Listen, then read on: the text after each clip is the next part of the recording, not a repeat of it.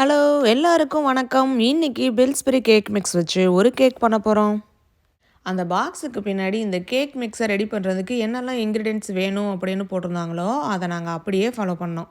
பாக்ஸுக்குள்ளே இருக்கிற அந்த cake mix பாக்கெட்டை கட் பண்ணி ஒரு பவுலில் போட்டாச்சு. அதுக்கப்புறம் 1 cup water, 1/2 cup oil, 3 egg இதை அந்த மாவு கூட போட்டு நல்லா மிக்ஸ் பண்ணணும். இன்னைக்கு அந்த பாக்ஸுக்கு பின்னாடி என்ன இன்க்ரீடியன்ட்ஸ் என்ன அளவில் போட்டிருந்தாங்களோ அதை அப்படியே போட்டாச்சு. கேக் இன்னும் ரொம்ப நல்ல டேஸ்ட்டாக வரணும் அப்படின்னா 1 கப் வாட்டருக்கு பொழுது 1 கப் மில்க்கு, 1/2 கப் ஆயிலுக்கு பொழுது 1/2 கப் பட்டர், 3 எக்குக்கு பொழுது 1 எக்கு எக்ஸ்ட்ரா சேர்த்து 4 எக்காக போட்டு செஞ்சோம் அப்படின்னா இந்த கேக்கு இன்னும் ரொம்ப நல்ல டேஸ்ட்டாக வருமா.